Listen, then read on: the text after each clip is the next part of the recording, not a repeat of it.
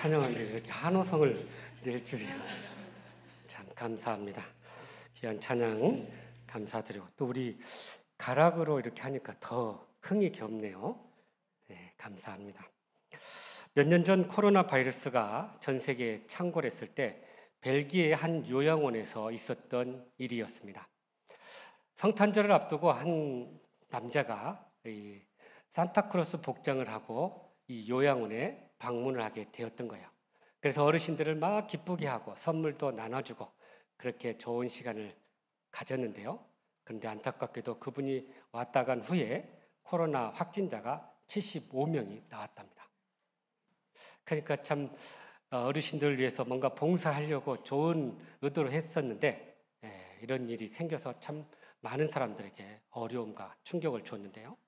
근데 더 안타까운 것은 그 75명 중에 두 분이 결국은 코로나로 인해서 숨지게 되었다는 거예요.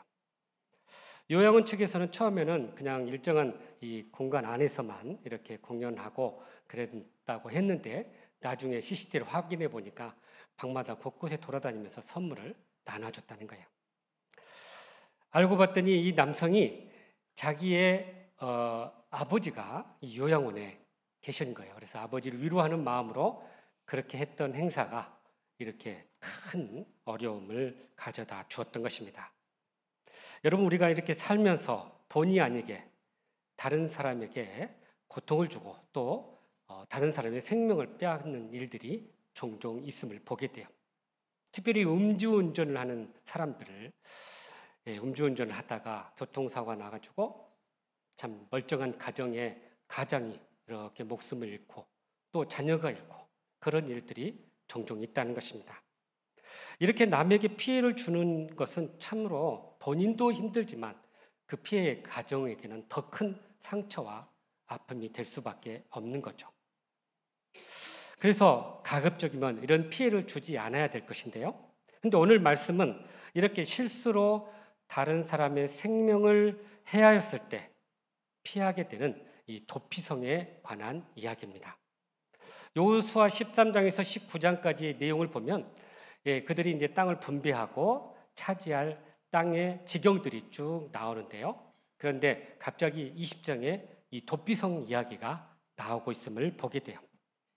사실 이 도피성은 이미 하나님께서 모세를 통해서 그 땅을 정복했을 때 이러한 도피성을 세우라라고 말씀하신 것을 그대로 순종하는 그런 내용입니다. 그래서 이 도피성은 이 가나안 땅과 그들이 정복했던 요단 동편에 각각 3개씩 6개의 도피성을 만들어 놨어요. 그래서 어느 곳에 있든지 빨리 그리 피할 수 있는 그런 지역, 가장 가운데 또 잘 보이는 곳에 세워뒀던 것입니다. 성경은 하나님의 백성으로서 결코 해서는 안 될 2가지를 우리에게 제시하고 있어요. 하나는 우상 숭배입니다.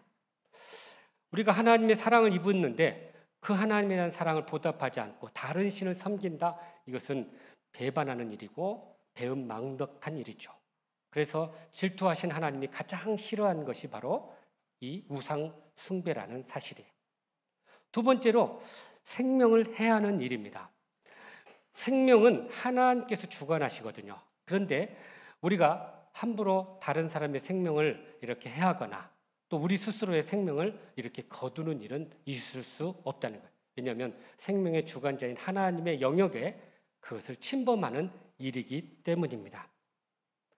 그런데 문제는 이 고의나 악의적인 그런 계획이 아닌 실수로 부지 중에 이렇게 사람을 죽였을 때 이것이 문제가 돼요. 그래서 하나님은 이들을 보호하기 위해서 바로 이 도피성 제도를 만들어 주셨던 거죠. 그러므로 우리가 실수로 인해서 또 여러 가지 참 우리의 부족함으로 인해서 오는 문제로 다른 사람들에게 어려움을 줬을 때 우리가 어떻게 해야 될 것인지 오늘 또 주시는 말씀을 통해 주님의 음성을 듣고 그렇게 주님의 말씀을 깨달아서 주님의 뜻대로 해결해 나가는 저와 여러분 되시기를 주님의 이름으로 축복합니다. 먼저 2절과 3절 말씀을 같이 한번 읽어보죠. 시작. 이스라엘 자손에게 말하여 이르기를 내가 모세를 통하여 너희에게 말한 도피성들을 너희를 위해 정하여 부지 중에 실수로 사람을 죽인 자를 그리로 도망하게 하라. 이는 너희를 위해 피의 보복자를 피할 곳이니라. 아멘. 이 도피성이라는 단어 히브리 원어로 보면은 끌어당기는 성, 끌어당기는 성 이런 뜻이에요. 무슨 말이냐면 이렇게 다른 사람을 실수로 죽였을 때 그를 끌어들여 피의 보복자로부터 그들을 보호하는 성이다. 이런 의미를 가지고 있습니다. 3절에 보면 부지 중에 실수로 사람을 죽인 자다 이렇게 표현하고 있어요. 그러니까 의도적이지 않고 실수로 이렇게 사람을 죽게 한 그런 자이죠. 사실 살인이라는 것은 어떤 경우에도 용납될 수 없는 가장 극악한 죄입니다. 그에 대한 대가를 반드시 하나님은 지불하게 하셨어요. 그러나 이렇게 실수로 인해서 살인을 했을 때 의도적이지 않은 그런 살인과 실수로 그러니까 의도적인 살인과 의도적이지 않는 살인을 하나님은 구별하셨던 거죠. 그래서 부지 중에 실수로 살인한 자들을 도피성으로 피하게 하였다는 것입니다. 원래 여러분 하나님께서는요 우리 인간과 땅을 한 공동체, 운명 공동체로 만들었어요. 그러니까 하나님께서는 우리 인간과 땅이 한 공동체로 이렇게 생각한 거예요. 그래서 인간이 죄를 이렇게 짓게 되면 땅이 저주를 같이 받게 돼요. 땅이 같이 징계를 받게 돼요. 그래서 아담과 하와가 하나님 앞에 말씀을 불순종했을 때 그 죄로 인해서 땅이 저주를 받았는데 어떤 현상이 있었냐면 땅이 가시와 엉겅퀴를 내었다라고 성경은 이야기하고 있습니다. 가인이 동생 아벨을 죽였을 때도 그 피가 땅에 흘렀을 때 이 죄가 땅에게도 영향을 주었다는 거예요. 그래서 하나님은 이스라엘이 이 가나안 땅을 정복하고 그 땅을 차지할 때 그것이 거룩한 땅이라는 것을 계속해서 말씀해 주었습니다. 그래서 이스라엘이 이 땅을 거할 때 거룩한 백성으로서 그 땅을 거룩하게 유지해야 될 것임을 강조했던 것입니다. 하나님께서 가나안 땅을 정복하고 분배한 후에 바로 이 도피성 제도를 먼저 만드신 이유가 바로 여기 있어요. 혹시라도 실수로 살인하게 되고 또 그래서 다른 사람을 죽게 했을 때 이 거룩한 땅이 더럽혀져서는 안 되기 때문이에요. 그래서 이 사람들을 구제하려고 바로 이 도피성 제도를 만들었던 거죠.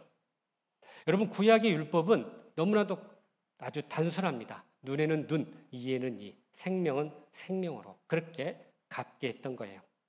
그러니까 이 구약의 율법은요, 그 내용의 그 정신은 그만큼 생명이 소중하고 중요하니 함부로 대해서는 안 된다라는 그런 의도가 담겨져 있는 것입니다. 자신의 소유와 생명이 소중하듯이 다른 사람의 생명도 다른 사람의 재산도 소중하다라는 것을 강조한 표현인 거죠.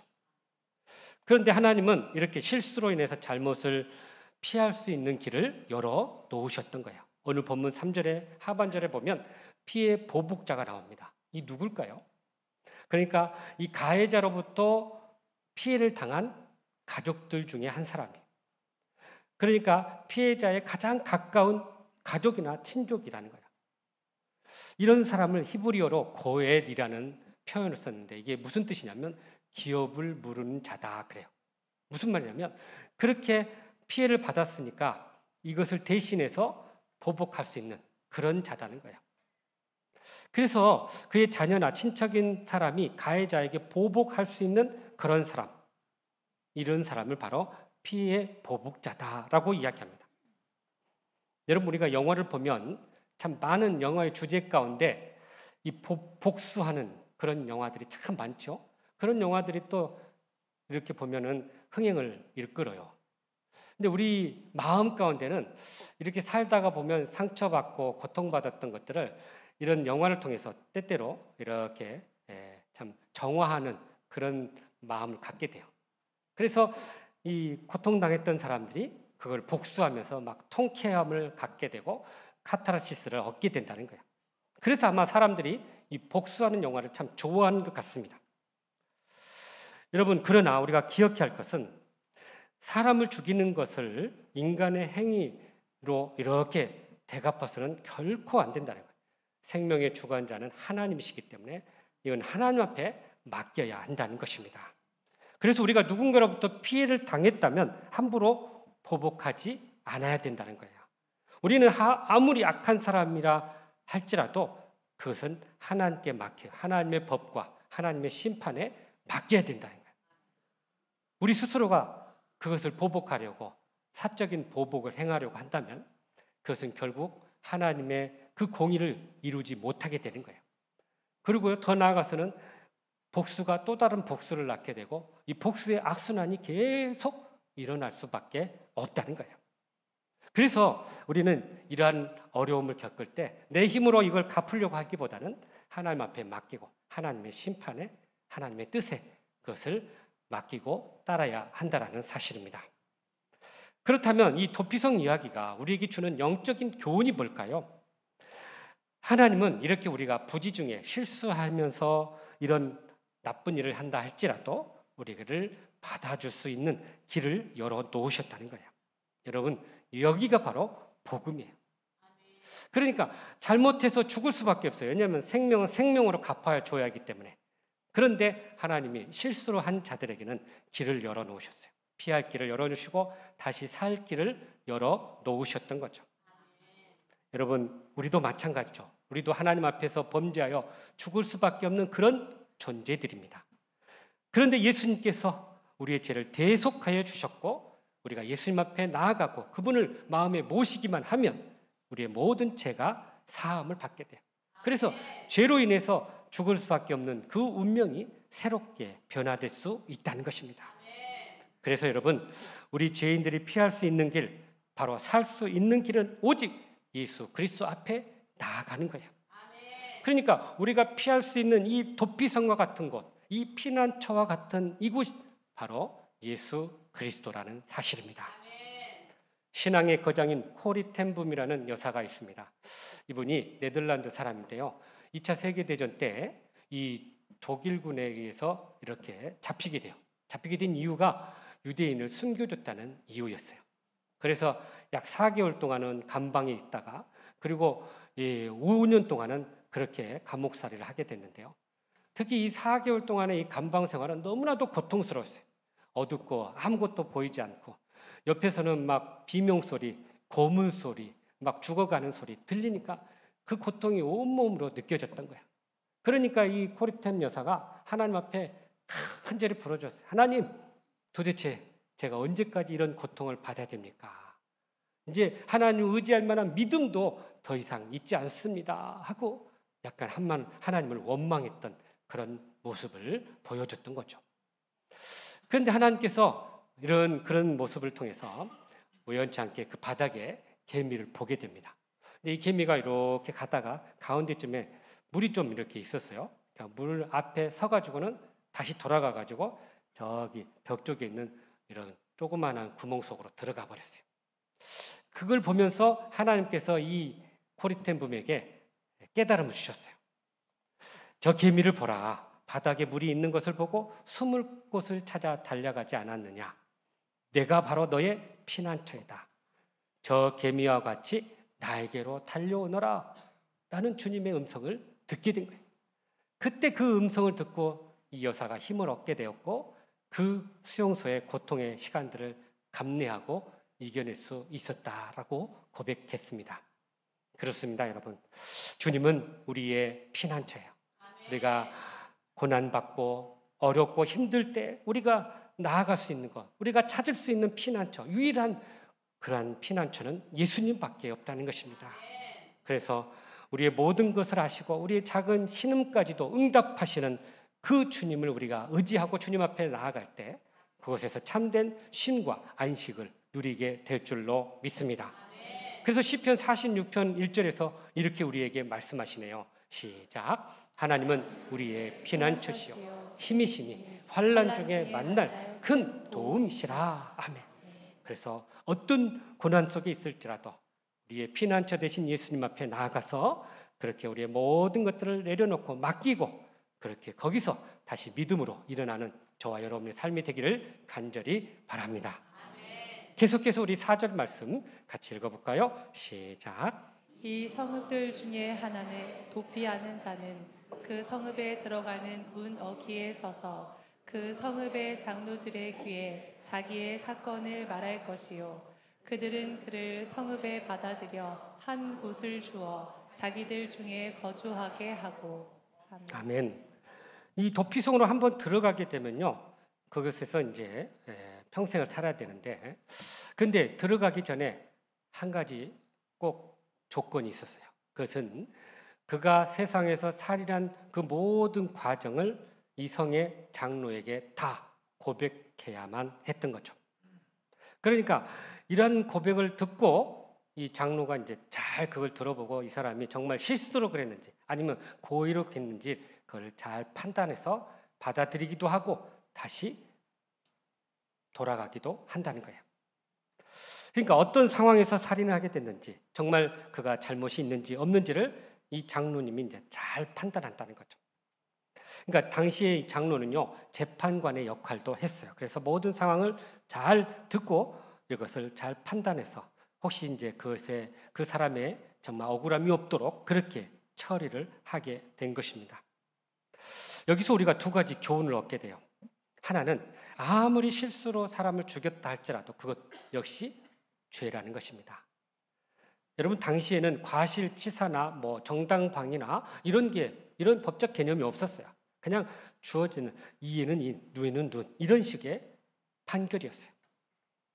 단지 그가 율법에 따라 죽어야 마땅했지만, 그러나 그의 실수로 인한 것임을 인정받았을 때는 그의 생명을 보존할 수 있었다는 거예요. 하나님께서는 바로 이렇게 억울한 사람의 그 마음을 인정해 주시고 다시 살아갈 수 있는 기회를 내어 주셨다는 거예요. 그것이 바로 복음인 거예요. 그래서 도피성으로 들어갔다는 것은 이제 옛 삶은 정리되었고 이제 도피성 안에서 새로운 삶이 주어졌다라는 그런 영적인 의미가 있다라는 것입니다. 우리가 예수님 믿고도 그렇죠? 예수 믿고 나서의 우리의 옛 사람은 또 옛 삶은 죽어지고 없어지고 이제 새로운 삶, 그야말로 예수님과 함께하는 삶이 주어진다는 거죠. 그래서 여러분, 우리가 믿음의 사람으로서 살아가는 신앙의 원리가 여기에 담겨져 있어요. 우리는 살인하지는 않았지만 죄 때문에 예수님이 우리를 위해서 십자가에서 대신 죽어주셨어요. 뿐만 아니라 우리는 마음속으로 사람들을 미워하고 살인하고 또 저주할 때가 있어요. 그걸 우리가 하나님 앞에 내어놓고 또 회개해야 할 부분들이라는 거죠. 그래서 우리가 이 도피성에 나아가면서 우리의 옛 삶을 청산하고 그리고 새로운 삶으로 나아가야 될 것임을 말씀해 주고 있는 것입니다. 두 번째로 이 도피성이 주는 교훈이 있는데요. 그것은 바로 이 도피성에 들어가기 전에 자신의 모든 죄를 이 장로에게 다 일일이 고백해야 한다라는 사실이에요. 그러니까 자기의 죄가 무엇인지를 알고 깨닫고 고백하는 자에게 다시 새로운 삶이 주어진다는 그런 은혜의 말씀인 것입니다. 그러니까 죄사함을 받기 위해선 예수님께 우리의 죄를 고백해야만이, 회개해야만이 새로운 삶이 주어진다는 거예요. 바로 이 회개의 고백이 그래서 중요하다는 것입니다. 요한일서 1장 9절에 뭐라고 말씀해요? 우리가 우리의 죄를 자백하면 그는 우리의 죄를 사하시고 모든 불의에서 우리를 깨끗게 하신다고 분명히 말씀하고 있습니다. 그러니 여러분, 우리의 모든 죄를 하나님 앞에 고백하면서 그렇게 늘 주님 안에서 주어지는 새로운 삶을 살아갈 수 있기를 간절히 바랍니다.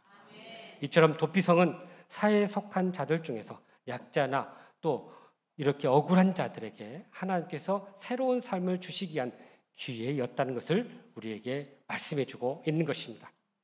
그래서요, 이 6개의 도피성이 있다고 그랬죠. 그래서 가나안 땅 쪽에 3곳, 그리고 요단 동편 쪽에 3곳이 있는데 놀랍게도 이 도피성은요, 그냥 아무데나 세운 게 아니라 가장 보이기 좋은 장소, 이렇게 높이 들어져 있고요.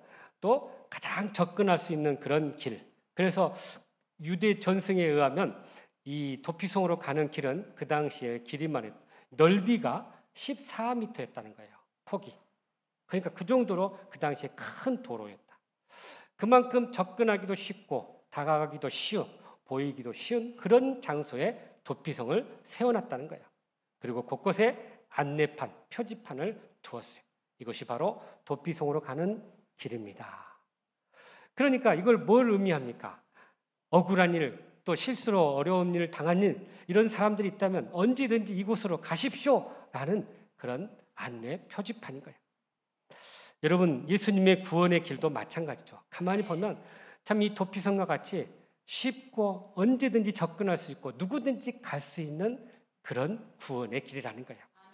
복음의 원리가 바로 이 도피성 안에 다 담겨져 있는 것을 보게 됩니다. 그래서 우리는 언제든지 주님 앞에 나아가서 우리의 모든 죄를 내려놓고 우리의 모든 문제를 내려놓고 그렇게 주님 앞에 모든 것들을 드려질 때 우리의 삶이 놀라운 회복과 치유가 일어나게 될 줄로 믿습니다. 오늘날 현대인들의 삶을 보면 참 분주하고 바쁩니다. 지쳐 있어요. 삶의 의미를, 가치를 찾지 못하고 너무나 바삐 살고 있어요. 그래서 마치 사막의 오아시스 같은 영적인 피난처가 오늘 살아가는 모든 사람들에게 너무나도 필요하다는 거예요.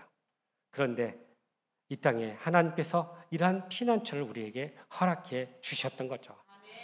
그래서 마태복음 11장 28절 29절에 바로 이렇게 말씀하시네요. 시작. 수고하고 무거운 짐진 자들아 다 내게로 오라. 내가 너희를 쉬게 하리라. 나는 마음이 온유하고 겸손하니 나의 멍에를 메고 내게 배우라. 그리하면 너의 마음이 쉼을 얻으리라. 아멘. 바로 이 영적인 피난처가 우리 주님이신 예수 그리스도시랍니다. 그러니까 우리의 모든 문제와 아픔들을 가지고 주님 앞에 내려놓고 거기에서 참된 안식과 쉼을 누릴 수 있기를 간절히 바랍니다. 마지막으로 우리 6절 말씀 같이 읽어보죠. 시작.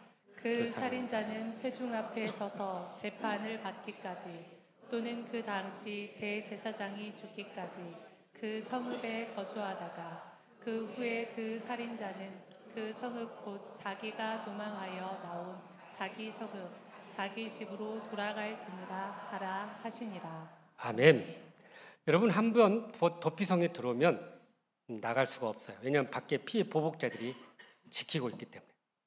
그런데 유일하게 그 성에서 벗어나서 자기 집으로 돌아갈 수 있는 기회가 있는 거예요. 바로 오늘 우리가 읽은 이 말씀에 보니까 그 당시 대제사장이 죽었을 때, 그러니까 대제사장이 죽으면 이제 진정한 자유가 주어지게 되고 그래서 자기의 본래 집으로 돌아가게 되었던 것입니다. 여러분, 이것이 바로 이 도피성 제도의 하이라이트예요. 부지 중에 살해한 자가 유일하게 피할 수 있는 곳은 도피성이었고 그곳에 거주하다가 다시 자기의 집으로 원래의 모습으로 회복하기까지는 바로 대제사장이 죽었을 때 그러한 놀라운 회복의 역사가 일어난다는 것입니다. 여러분, 대제사장의 죽음이 어떤 의미가 있을까요? 바로 이 대제사장의 죽음은 모든 우리의 죄를 해방케 하는 그런 의미를 가지고 있다는 거예요. 그래서 대제사장이 죽으면 모든 죄수들을 풀어줍니다. 그리고 희년을 맞이하게 돼요. 대제사장은 하나님과 그 백성 사이의 중보자입니다. 그래서 그의 죽음은 이 중보 사역의 완성이라고 이야기하고 있어요. 그래서 대제사장의 죽음은 바로 도피성에 살던 사람들이 이제 자유를 얻다, 진짜 죄에서 해방되었다라는 희년을 선포하는 그런 모습이라는 거죠. 이것이 바로 하나님께서 살인자의 그 생명을 대제사장의 생명과 일치시켰다는 거예요. 그러니 대제사장의 죽음은 살인자의 죽음을 의미하고 그것은 곧 죄에서 완전한 해방을 의미한다라는 사실입니다. 여러분, 그런데 놀랍게도 이 대제사장은 바로 예수 그리스도를 상징하고 있다라는 사실이에요. 예수님은 하나님과 우리 인간 사이의 중보자의 역할을 하셨어요. 그리고 십자가에서 우리의 모든 죄를 위해서 대속하셨어요. 그랬으니 우리의 모든 죄가 이제는 완전히 해방되었다라는 사실입니다. 더 이상 우리 도피성에 갇혀 살 이유가 없어요. 이젠 하나님께서 주님을 통해서 이 도피성의 문을 열어놓으셨어요. 그러니 우리는 그곳을 나가서 그렇게 주님이 주신 그 기쁨과 자유함을 누리면서 살아갈 수 있게 된 것입니다. 그래서 로마서 8장 1절에 이렇게 말씀해요. 이제 그리스도 안에서 있는 자에게는 결코 정죄함이 없느니라 라고 말씀하고 있습니다. 여러분, 바로 이 도피성 제도는 한마디로 예수 그리스도를 예표하고 있다라는 사실이에요.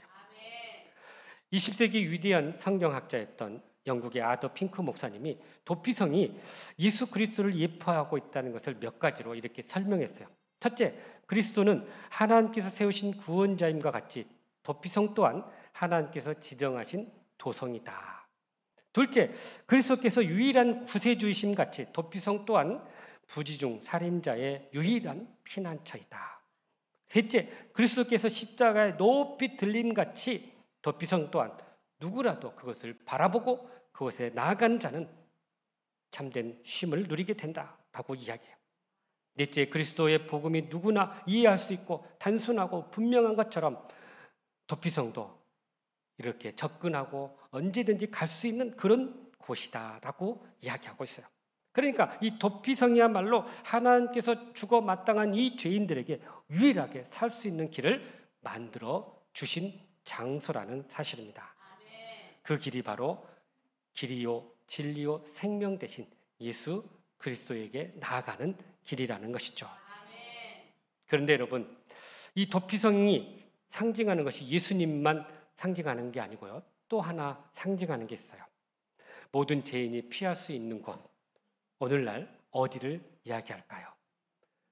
바로 주님의 몸된 교회입니다. 교회가 바로 지금 이 시대의 또 다른 도피성이라는 거예요. 그래서 이 교회에 나와서 우리가 세상 가운데 살면서 겪었던 온갖 상처와 아픔과 죄악과 죄들을 해결하고 다시 회복하는 장소가 바로 주님의 몸된 교회이고 우리 선한교회인 줄로 믿습니다. 그래서 우리가 교회에 나와서 이렇게 우리의 모든 것들을 다시 한번 내어놓고 회복하는 그런 시간이 되어야 한다는 거예요. 한 번은요, 비행기 안에서 이런 일이 있었답니다. 미국에서 한국으로 돌아오는 비행기는 상당히 오랜 시간이 걸려요. 짧게는 12시간에서 14시간까지도 걸린다고 하는데요. 그런데 이 무료한 시간에 비행기 안에 한 6살 되는 여자아이가 있었는데요. 이 아이가 이렇게 이 자리 저 자리 돌아다니면서 사람들과 대화도 하고 또 음식도 나눠 먹고, 그래서 그 비행기 안에서 인싸가 되었어요. 막 사람들한테 인기가 많았던 거예요.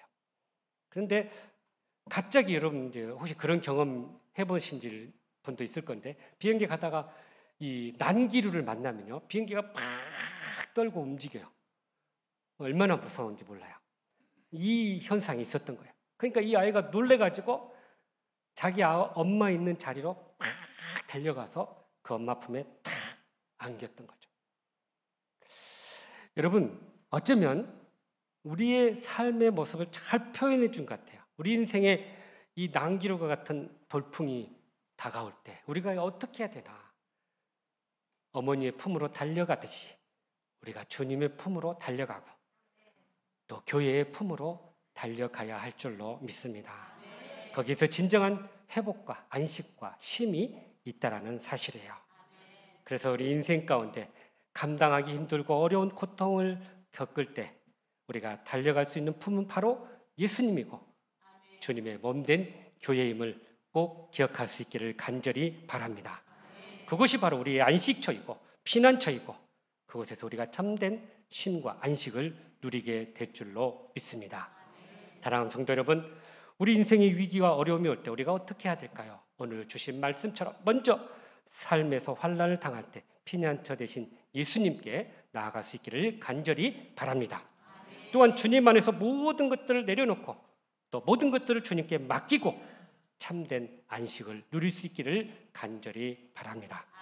나아가서 참된 우리의 중보자 되신 예수님 안에서 또 교회 안에서 정말 주님이 주신 그 기쁨과 자유함을 누리면서 승리하는 복된 삶이 되시기를 간절히 바랍니다.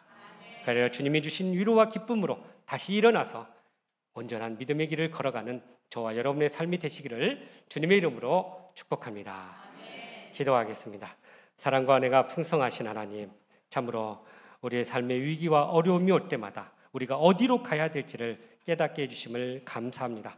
우리의 피난처 되시고 또 우리의 안전한 그런 도피처가 되시는 주님에게 나아가는 저희들 되게 하여 주시옵소서.